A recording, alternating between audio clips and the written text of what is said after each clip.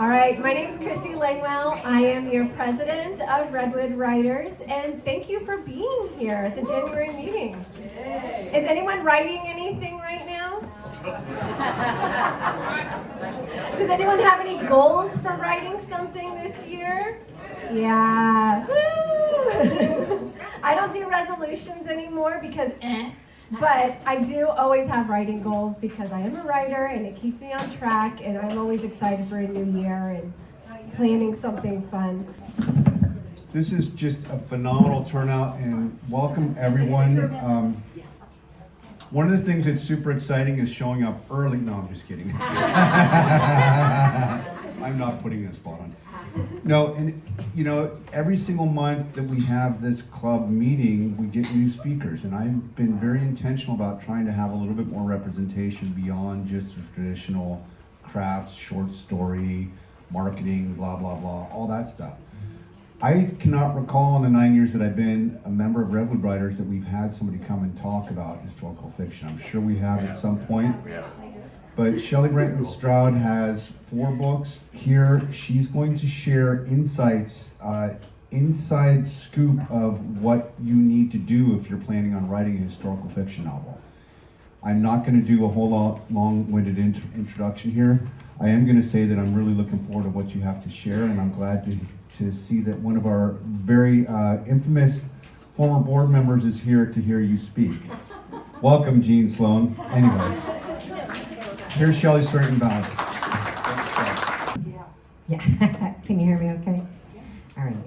One time I was doing one of these things, you know, talking into a mic, and it was also going out on Facebook. It was like a Facebook Live situation. And I didn't know how I was doing really, and then afterward, I went onto Facebook and looked at the stream, and there were comments, "Kiss the mic, lady." So I'm a little insecure about the mic. They're so much nicer. So I'm Shelley Blanton Stroud. I'm thrilled to be here. I'm a member of California Writers Club in the Sacramento area. I've always heard great things about this club, a lot from Amanda McTighe, but she didn't let me know in advance you have homemade cookies. So I mean, that really tilts the balance. A little bit about me, a little bit. So I've taught writing for 34 years, college, you know, academic writing, essay writing, right? And my the bulk of the time was at Sacramento State. And toward the end of that, and I wound up retiring from that during the pandemic when they were handing out reasons to go. And then for about 10 years before that, so now it's been about 15 years, I also have this side gig, a strange side gig, where I go around to the independent system operators, the people who run the electrical grid, and I give workshops and one-on-one conferences on improving their writing, because they're people who have really urgent, interesting, significant information to share, and no one can understand them. They're economists and engineers. So that's my side gig. I just got here from ERCOT in Texas. I have been writing. I came to writing mystery novels and novels at all, you know, on the late side. My husband experienced heart failure while scuba diving with our sons. About, I guess, what would it have been? 2010, let's say. And after, he's fine, everybody's fine. But at that time, we both decided, dang, if there's something we want to do, we just better get on it and start doing it. And then I started joining groups, small workshops, weekly, you know, just tiny little gatherings, and then going to big conferences, which is where I met Amanda McTighe at the Community of Writers in Palisades. So I haven't been immersed in this forever, but since I started, I have been immersed. I can only think about writing. It's like a real addiction for me now. I'm not doing this because it pays me well. I'm doing this because I love it. Love it, love, love it. So what I'd like to do is say a couple things about my approach to today. I have an aversion to gurus of any variety, no matter how big or small. So it is not my intention to say 5 things I think you should do. it's my intention to tell the truth about the kind of the road I have traveled in getting these 4 books done, and also the next book that I'm working on now. And when I say a road I've traveled, every one I discover something new I should have done. And so at the end of writing the 4th book that is historical, I do have a list of things that have worked for me. That's my message here. Here's some things that have worked for me. But I talked to a lot of historical fiction writers, and I know that there are all kinds of continua that we find ourselves at different positions on. So when you're making your choices as a historical fictionalist, you may land in a different spot in that continuum than I do. So I'm happy to take any questions about the ideas I've got. But this is where I land. So, and I'll tell you just a little bit. The books you see here, the first 3, Copy Boy, Tomboy, and Poster Girl, are a trilogy. Maybe there'll be a series, we'll see, beyond a trilogy. And they're set in the 1937, 1939, and 1942 in Northern California. A lot, quite a bit of it in San Francisco, but Northern California more largely. Copy Boy was started from family stories. My parents immigrated to California during the Dust Bowl and told us a lot of stories about, my dad's family, 1 of 10 kids, sleeping in a tent alongside an irrigation ditch. A lot of his stories got in me and informed Copy Boy. So that's where that started.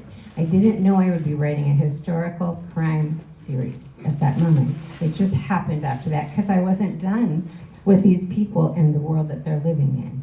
So I can tell you the easy way to describe Copy Boy is it features Jane Benjamin, who is a tomato-picking, cross-dressing gossip columnist who solves crimes on the side, and those crimes never get on the front page of the paper. So that's kind of the theme of the first 3.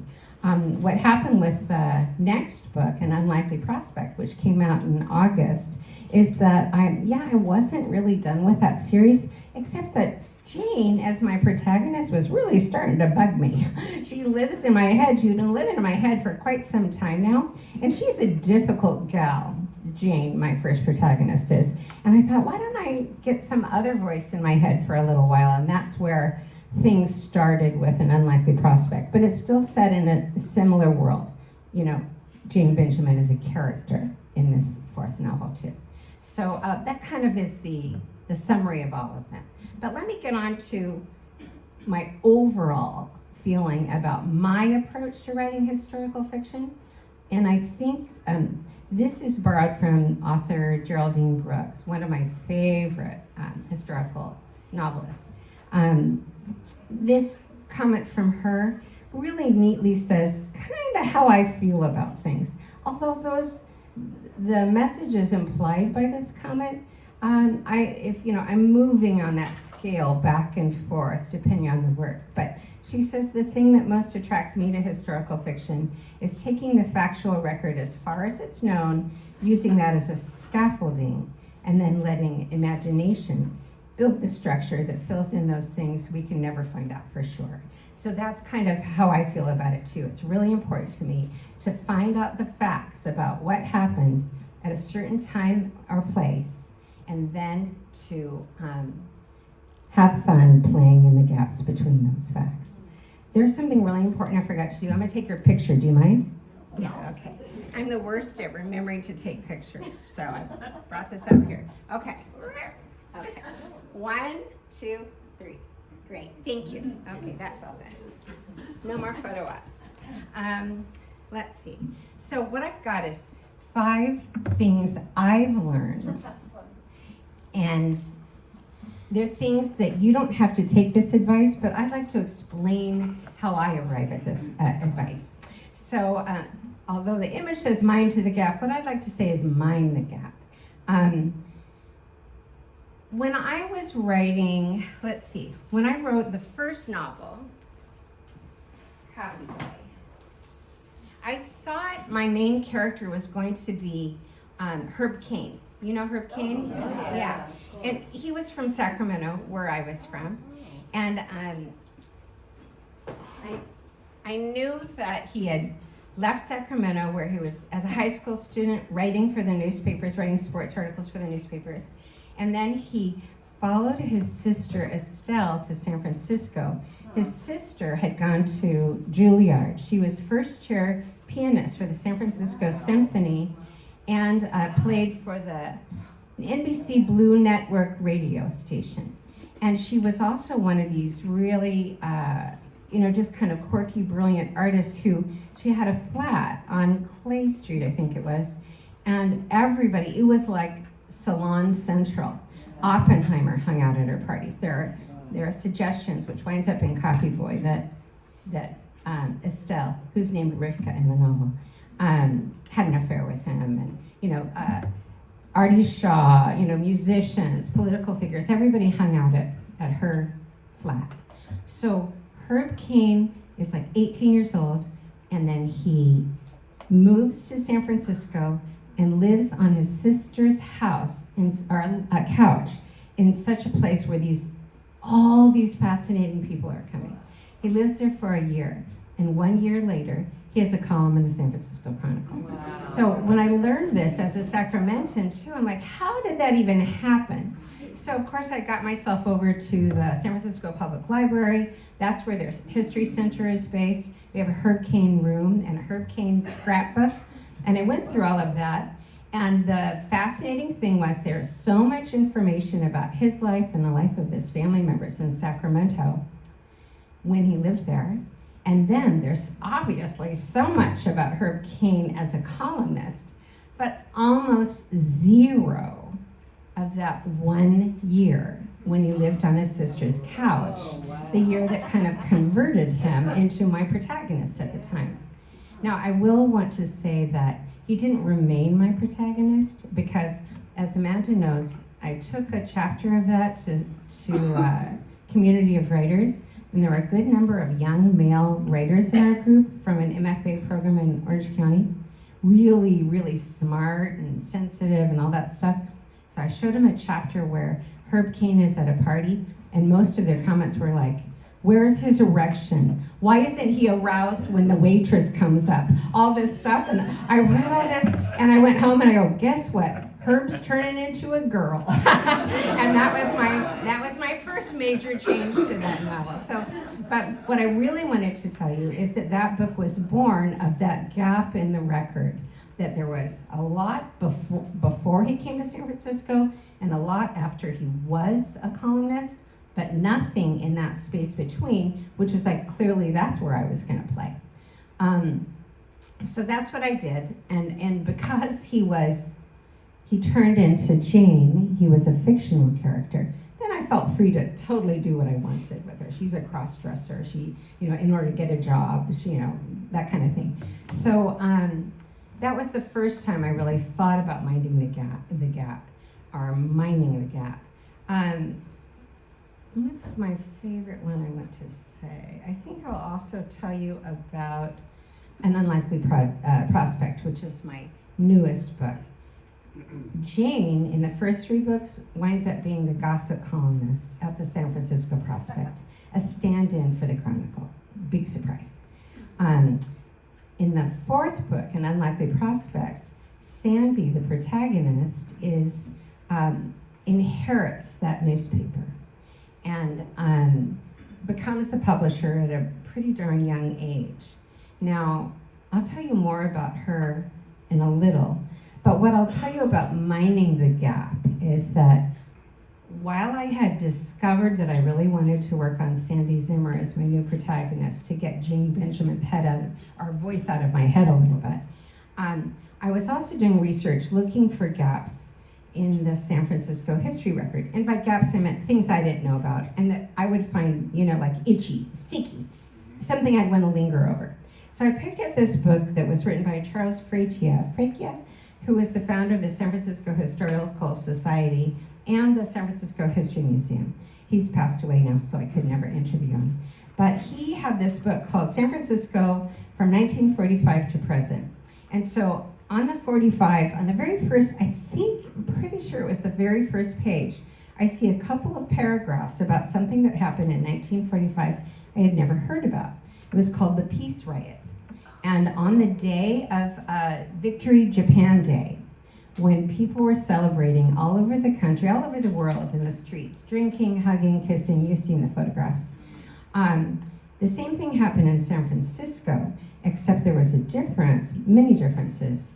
One was that the city was full, as an embarkation point to go to the Pacific, the city was filled with like 100,000 18-year-old sailors, right? Who were getting ready to get on a ship and go fight and likely die, right? And then on VJ Day, they learned they do not have to get on those ships, right? And so what happens that was different in San Francisco than every other celebration was that the people who had businesses along Market Street, whatever they normally sold, they got themselves alcohol and sold the alcohol real cheap to all the young men on the street. So there was that. And then these men celebrating. And the police department was so decimated by World War II, by all these men who had left to serve, that they had only an auxiliary police department, which made it difficult for them to do everything that they might have done on this time period. And what happened was, when everybody else had a day of celebration in their streets, San Francisco had 3 days of riots, and it was called the Peace Riots. And ultimately, 1,000 people were hospitalized, 13 were killed, and at least 6 women were raped. At least because we don't know how many women were raped. So I'm reading like the first 2 paragraphs of this book and going, what are you talking about? I've never heard about this. All I do is read San Francisco history. Why do I not, know anything about this? So then I started looking around in the police, or not in the police, in the news, newspapers. There was shockingly little in the newspapers about it.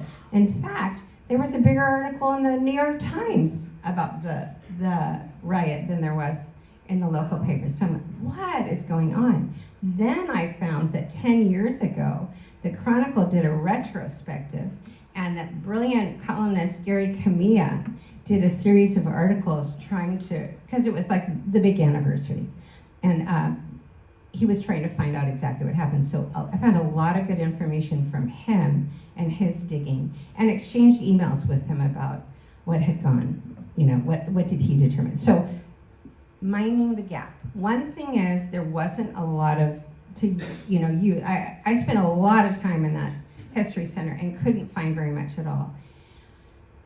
That was the first gap. Then there was the gap of, the district attorney in San Francisco was Pat Brown, our former governor, and very ambitious young man. And he, almost before the riot was over, he convened a grand jury. And 2 weeks later, the grand jury arrived at its conclusion, and the conclusion really involved commending almost everybody and saying things were handled just about as well as they might have been handled. And so it was like, it's over. So mining the gap. Okay, so I need to find that grand jury record from 1945. So with the help of so many librarians at the Sacramento head librarian, the librarian in the History Center, the Bancroft Library librarian, the California Law Library, the I can't remember all of them. Long list. The clerk of the court in San Francisco. I talked to them. I need to see that grand jury report from 1945. Guess what we found? 1937, 38, 39, 40, 41, 42, 43, 44, 46, 47, no 1945. I mean, it came close to, I almost thought about emailing Jerry Brown, but did you dad have some boxes in your garage? I didn't do it. And I was devastated when I did this. How am I going to write about this, in a helpful or interesting or authentic way if I don't have that record? And I tossed and turned and tossed and turned. I'm like, you idiot, you're a novelist. This is your invitation, right? This is what Barbara Kingsolver calls the lacuna. It's like a little gap, it's a little cave along this path, and that gap is where you go to play. So I'm the kind of historical novelist, and you don't have to be this kind, but I'm the kind who likes to know everything that happened all around it and find the spot where we don't know what happened and then fictionalize that. That's where I can have most of my fun. And that leads me to having to be very clear in my acknowledgments, what they will find that is accurate to history versus what is fictional. So we'll talk about those words, accuracy, truth, fiction, lies, a little bit more fully later. But that's kind of where I come at this idea of mining the gap. Look for a spot in the historical record where you can't find what you itch to know and invent it. Okay, before I move on, anybody have a question or a comment they want to make here before I? Okay. Then number 2, mix up real people and fictional. That's my suggestion. That's how I do it. Now, I have some really good friends who write historical fiction, and we are at different places on that continuum. They're more prone to doing biographical historical novels. And that might be what I do for my next book. I'm not decided yet. But by biographical historical novels, what I mean is, here's an example. One of my friends wrote a novel about Marion Davies, William Randolph Hearst's lover and live-in, partner at Hearst Castle. So she wanted this novel to have that protagonist, but because she was a real person, she felt like she needed to hug the historical record. Very little could be invented. Now, she would do interior thought, she would, of course, use fictional techniques to make it lovely and readable, which it is, but she felt that she was stuck with everything that really happened, right? I have another friend whose book is about, Joe Van Gogh, Vincent Van Gogh's sister-in-law, who wound up being the reason we even know who Vincent Van Gogh is, because after he passed, she made it her life's work to basically be his brilliant PR person and bring his paintings around to collectors and museums and all that kind of stuff. So, but she had access to a lot of letters and so on, but she was also tethered to those letters. So, and nobody was invented. She didn't have a character in the book who wasn't a figure in real life. Though I'm assuming she had to invent elements of little-known people. We know that they were in the life and in the story, but she didn't know how they talked or if they had a limp, that kind of thing. So why do I advise mixing up real people and fictional in a historical novel? It's what works best for me, but here's how it started and why it worked. In my first novel, Copy Boy, I intended, in addition to intending Herb Caen to be in there, I also intended the documentary photographer Dorothea Lange to be a character in my novel, because I'd always obsessively fangirled her art. As a descendant of Dust Bowl Okies, I was extremely touched by the dignity with which she treated my people. So I loved everything about her photographs and all of that. And so she's going to be a character. So then I start doing all this research about Dorothea Lange, whom I still love. But, it comes up that, gosh, when you look real close at it, in order to do that brilliant work, she had to put her children in foster care. So, she and her husband, who was an economist at UC Berkeley, would go on these major trips to do research for their shared books and projects. And they would put their 5 children in foster care for, 5 months at a time or something like that. And so it's how the work got done. It's how the work got done. And if she had been a man, she would have probably just told her spouse, you stay home with the kids or something like that. So I totally get it. But it made it so that, how much am I going to go into that in the novel? She has maybe children still definitely grandchildren still living, and I've read some of their work. Hey, they did not like being shipped out to foster care. That was not a pleasant element of their life. And I thought, I don't really want to, on the one hand, I want to use this in the book. I want to use it. It's good material. But I don't want to be unkind or hurtful. So I changed Dorothea Lange's name. She became Greta Wright. And then I could do to her what I wanted to. So that turned out that moment in time, it started this habit of like being inspired by real characters, but fictionalize them so that I can make the story move. And I don't have to sit around saying I'm sorry all the time. There are plenty of real live characters who still have their same names in my books now, but they tend not to be either the protagonist or the antagonist, either one. Because I need, for my pleasure, for writing and for reading, I like there to be a character arc. And in real life, a lot of times people don't have that, you know what I mean? And I enjoy it, I enjoy that. So that's one of the decisions I made. So that it turns out with, I'll say with An Unlikely Prospect, my most recent book, so much of the book takes place from details that happened in the newspapers I was able to find. But I have a fictionalized newspaper and a fictionalized publisher because I need her to follow her arc and I need the newspaper to follow the arc I want it to follow. So that was the thing for me. But I have novelist friends who would never do that. It would all be the original names and original everything. Let me think, what else?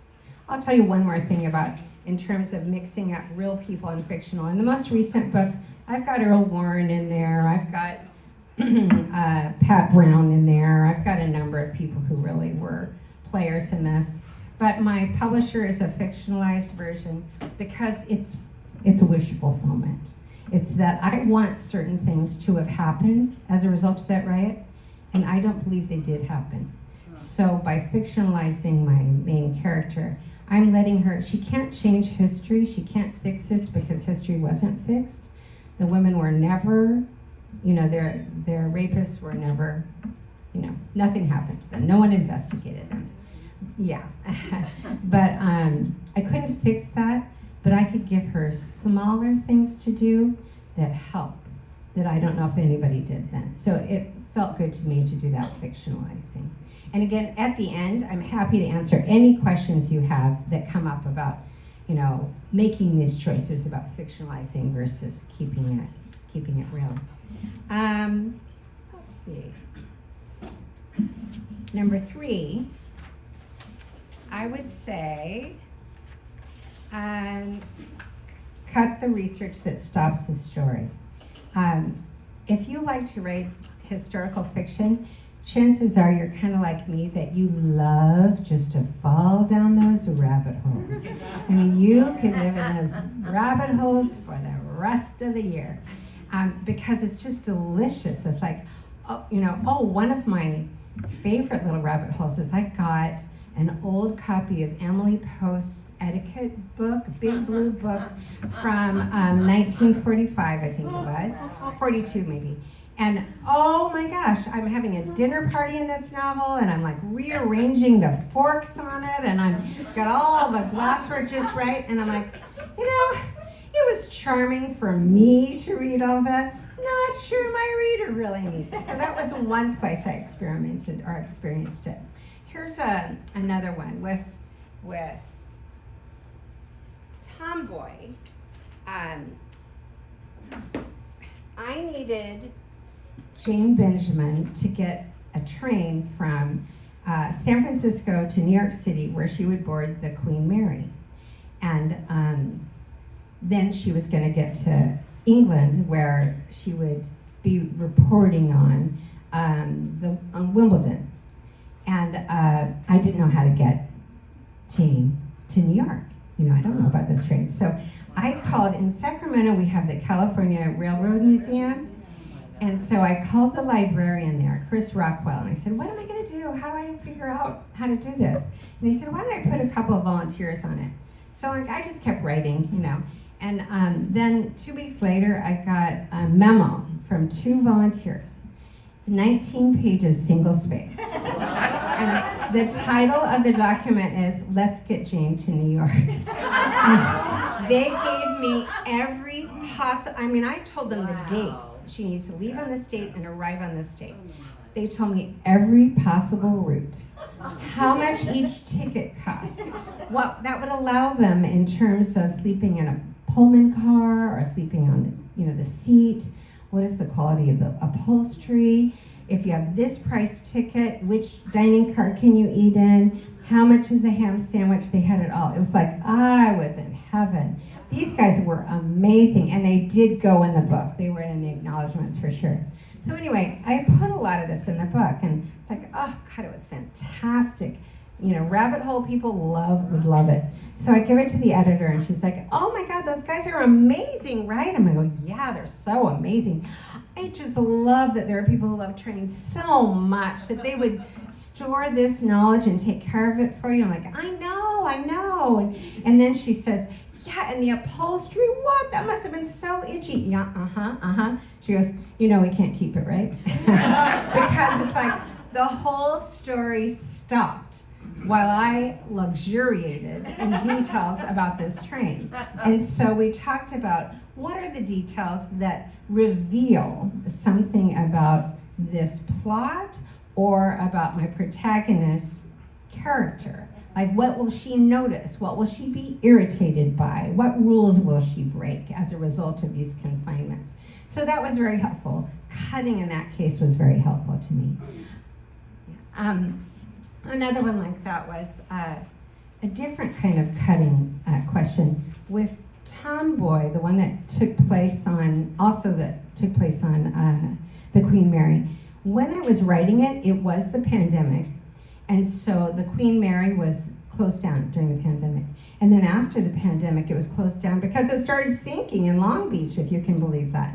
And so the region had to really come together and raise the funds to get it back. And now it's back up. So the result of that is that during that time period of writing it, I was devastated because I had pictured, obviously, going down to the Queen Mary in Long Beach, but I'd also considered, gosh, maybe my husband and I, for our anniversary, could take the Queen Mary too, so I could really have experience of it.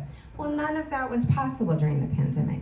So of course I just downloaded, everything I could from online, but I got so many books about the Queen Mary, and I found a guy who has this website, a blog, where he's like the Uber Queen Mary super fan, and he writes about everything about it. So I got a lot of information there, and then I contacted him, and he was a little worried at first because he said, "Where's the best place to stage a murder on the Queen Mary?" And he's like, "Should I be talking to you? Let me give you a little more context first." But he was able to help me with a lot of things about, like, what are dangerous places, where have things happened, that kind of thing. So what I want to say is, and the books also included all the art that was on the Queen Mary, I found out about, and the woodwork, and what's the stateroom like, and all of this stuff that was just amazing. But I never got to go. And so I experienced it as a real loss. And yet, just recently, my husband and I were in Los Angeles for a memorial service, and he had the brilliant idea afterward. He goes, "Why don't we go to Long Beach? It's open now." So we went, and I was feeling kind of like, now I'm going to see stuff that ought to be in that book. I'm only going to feel worse, not better. But it was amazing because, first of all, going there made a huge difference. To be in the place, like, I've got a scene where my protagonist in the observation bar drinks too much because she's a naughty girl, and she starts singing in the bar, and she has an ill-advised relationship with someone she connects with in the bar. So my husband and I went to the bar, and I'm like, oh my gosh, it worked. What I want to say is, even when you cannot go to the places, everything was familiar to me visiting that ship, because the books were so helpful. It was incredible how helpful they were. So I'll never disparage my own reliance on books, though I value the in-person experience too. You know what I mean? So I needed to gather a lot of details, and I didn't need to use them all. You know what I mean? The same thing, I'll say one more thing about in-person research. Before my last book, An Unlikely Prospect, my husband and I rented a place in San Francisco for 2 weeks, and every day we took walking tours over different parts of the city that were related to where did the peace riot take place, where was the hospital where they went, where, everything. And that was amazing, but also I hired a guy called Small Car, Big Tour, or it might be the reverse. Reed Coleman. He's been in the Chronicle before, a review of that service. So he has a little convertible Mini Cooper, and you get in the back seat, and he throws blankets over you.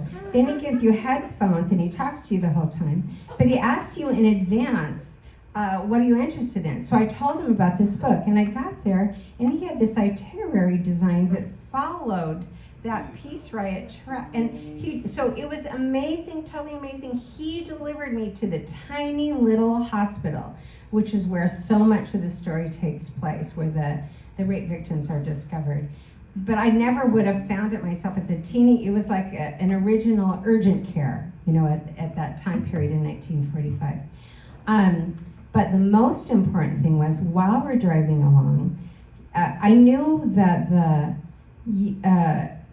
San Francisco was trying real hard at that moment to get the UN headquarters in San Francisco. Just a few months before, they'd had the UN conference there, and all the attendees loved San Francisco. They had a great time, and I think the Bordellos might have been related to that, not entirely sure, but they loved San Francisco. And so there was a committee to get the headquarters there. And that was 2 months before the peace riots. So anyway, we're driving along in this little Mini Cooper, and Reed, my driver, pulls over and goes, well, this is UN Plaza. I'm just wondering if there's a connection between the UN stuff and the tamping down the reporter stuff. And I'm like, oh my gosh, you should write novels. Because he was exactly right, and it wound up playing a big role, but I hadn't seen anybody connect the dots in the books.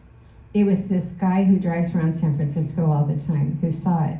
So that kind of, he showed me a lot of things. Like, we spent a lot of time in the Presidio thinking, oh, it'll feature Letterman Hospital. That's where, but it didn't feature Letterman Hospital. So I wasted a lot of time doing research into things that wound up not making it to the book. But none of it was wasted. It was important to cut it out if it didn't fit the story. Important to me and the way I like to read and the way I like to write. So I think it's, I advise you, you can do it your own way, but I advise you, go ahead, record all those facts you just love, and be willing to put them in a file that you don't put in the book.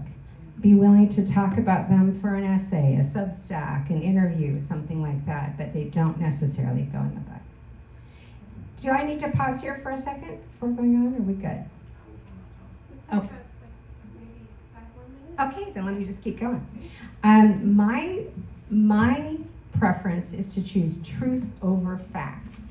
What do I mean by that? That's kind of a theme in my books, because they're all set in a newspaper.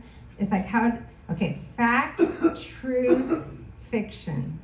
Where are you on that continuum? I have read some historical novels that were so full of facts, I could never figure out what the truth was. Could never figure out what it meant. And in fact, this is one thing that carries over from my work with the electricians and engineers at the ISOs. I tell them, you have access to all the data in the world. Bless you, this is amazing.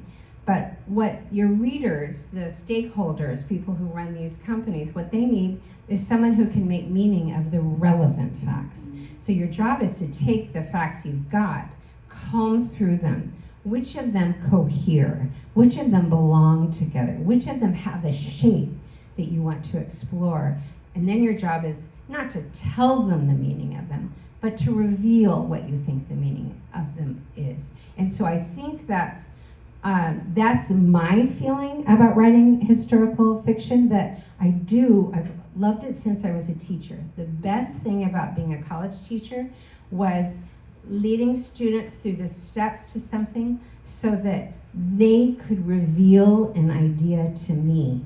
And in my reading, I could discover an idea I did not have. It's that revelatory experience that provides me my high as both a reader and as a writer and a teacher. And so I think that's what I mean by truth. We can sometimes, as writers, bury ourselves with detailed facts that don't necessarily reveal something the reader needs to know and you need to share. So I'm trying to think, and it's also a theme for me because my characters work at a newspaper, and they ought to be fact-based, right? But we would also like them to reveal the truth. So, and then since we're short on time, I'll say the last one is I try to make the concrete universal. What I mean by that is that Copy Boy, my first book, it is inspired by family members who came over during the Dust Bowl from Texas and Oklahoma. My grannies had the thickest dang accents, you have no idea. I can hear it in my head even now. And so I wrote my first draft with my granny's voices in my head. And it was insufferable, apparently. And that's where I learned that just a little seasoning of that accent really delivers my reader to a concrete place, a concrete person, a concrete time. But when I overdo it, it makes it hard for anybody else to relate to it. Like one time I went to a book event at my former college, which I was very insecure about, because going back to your college, and I don't think I was smart enough. I was really insecure about this. And yet the room was full of college students. And they, on my first novel, Copy Boy, they wound up saying, so I've got this Okie trying to write a gossip column, right? And she's awkward and difficult and all that kind of stuff. All of these students from all over the world are like, oh, I could totally relate to her. I'm such an imposter here. I don't know how they let me into this college. I always know everybody else knows what to do and I don't. And then I realized, okay, those granular attempts to be very concrete and specific, to set up your authenticity with a character in a place, they're very, very helpful and meaningful. But you want to leave enough room for someone to read it in India and get it, right? So I think we're out of talking time. Do we have time for questions? Yes, I have questions. Oh, great, good. Since I'm president. So two things. First of all, I was really happy to hear you mention like Substack and other things for using that other material that's just going to bog down your, because all I could think of is like all of that research and how beautiful that must have been, and how I would also just nerd out on all of that. And how wonderful that would be for readers who just need a little extra, so that you could send it in your newsletters or even offer it as a freebie to get people in your newsletters. Yeah. So that is amazing to even have that on hand. And also when you talk to different groups, like book clubs, they Yeah. love to hear these things that couldn't make it into the book. Yes. Because that, I had a book club 2 days ago, and one of the women had, there's a scene from my newest book that takes place in the San Francisco Women's Athletic Club.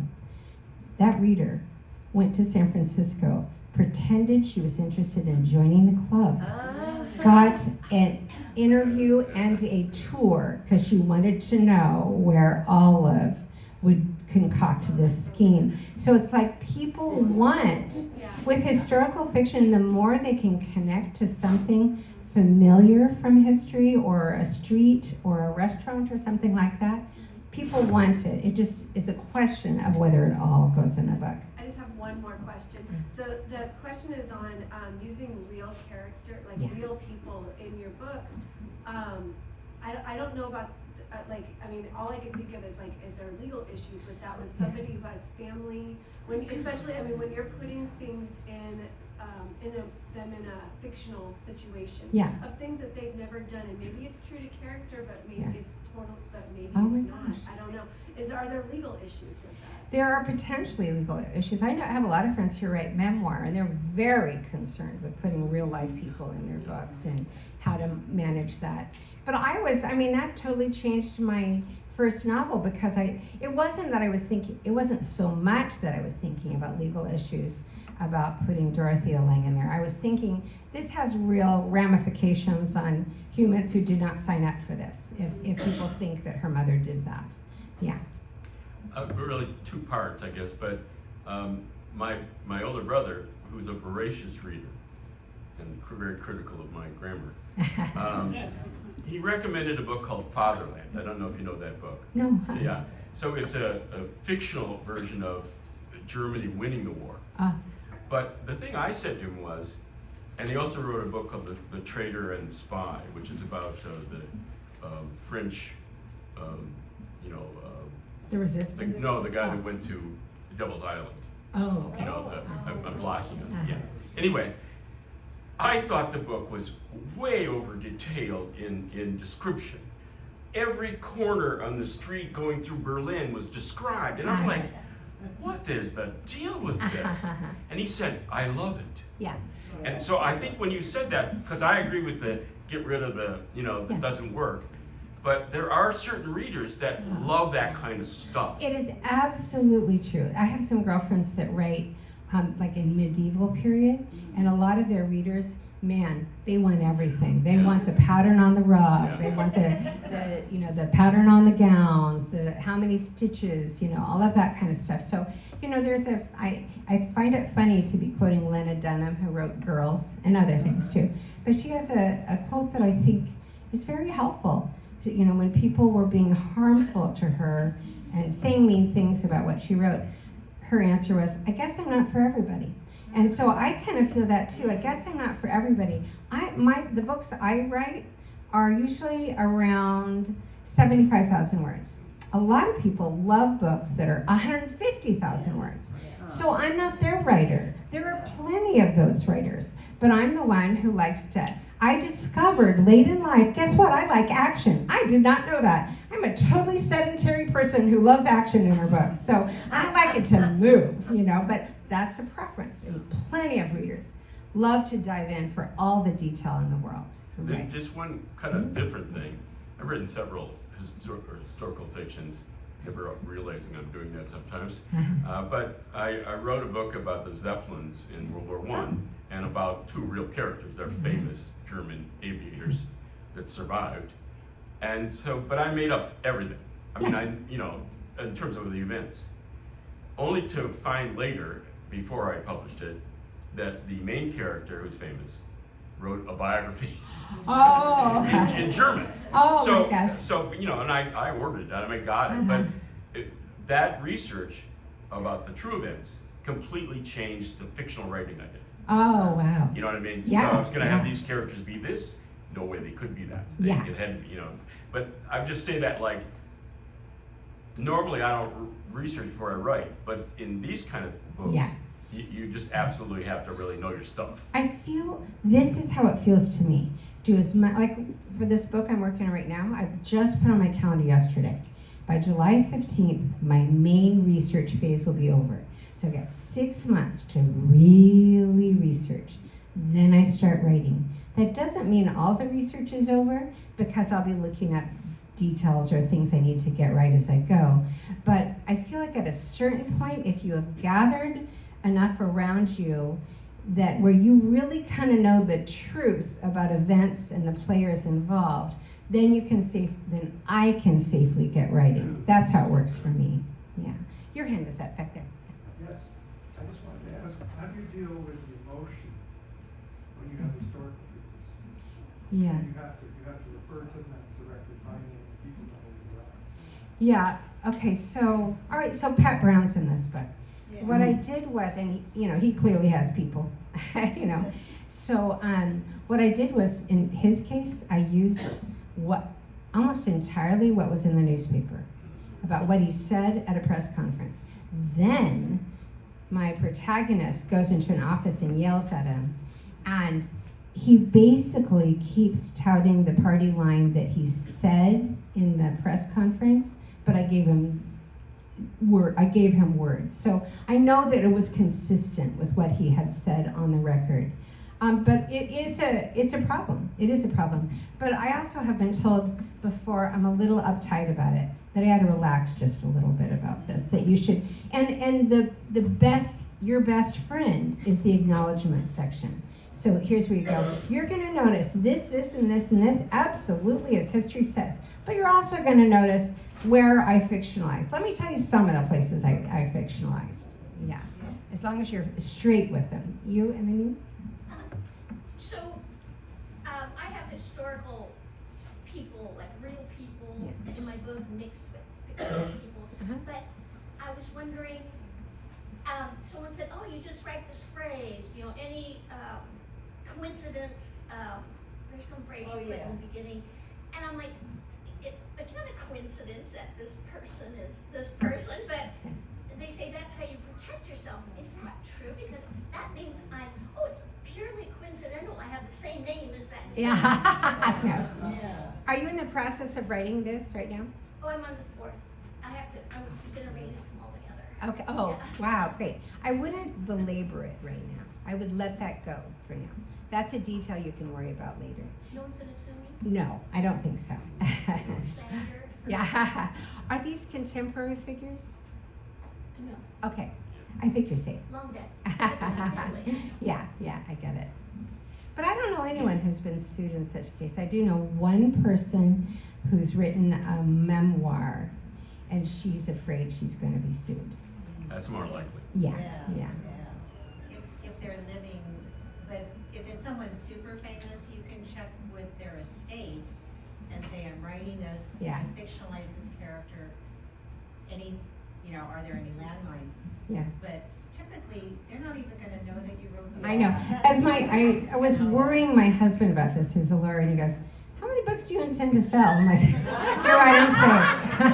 I am so safe. If Dorothea Lange's family reads my books, that's a good problem. I saw another, yes.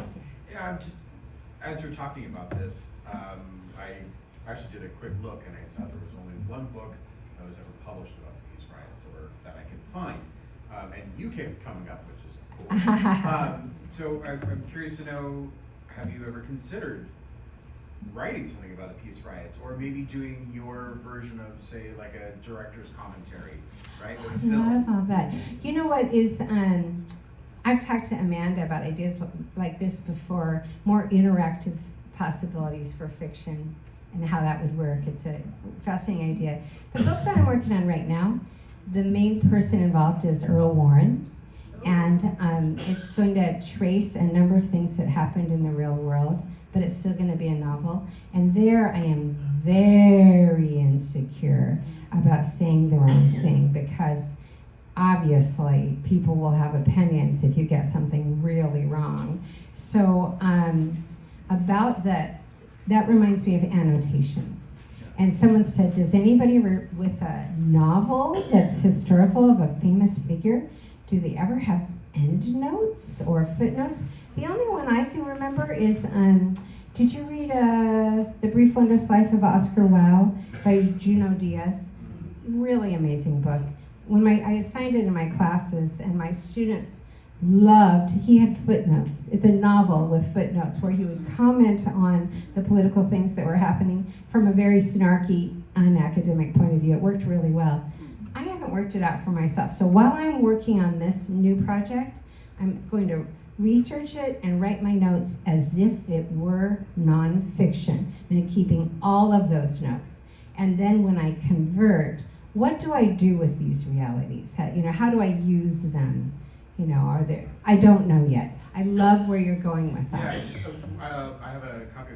I have the annotated Alice. Oh. For Alice in Wonderland, of course, because it's all political satire and allegory and commentary, and it's great getting to see literally like page to page what his intentions were. Yeah. So I think for especially some of the peace riots, which Yeah. is really kind of buried or perhaps in somebody's garage. Yeah, it would So- be fun. You know, like you see a lot of the people I know who are doing these special editions are romance writers. Romance writers are so avid for their novelists. It's lovely, this attachment to the novels. And it seems like and also speculative fiction seems to have the opportunity for a lot of these enhanced versions that people pay quite a bit of money for, or else they join a Patreon or something and it funds the version that is full of art and annotations. Holly Black, I've got Oh, yeah. 4-book series of Uh-huh. the special annotated editions. Yeah, that are that's awesome. fantastic. Yeah. Yeah, love that. Yes. Great presentation. Oh, thank you. Very much. Uh-huh. I have a bunch of questions, but I guess my major question is how do you organize all of this research?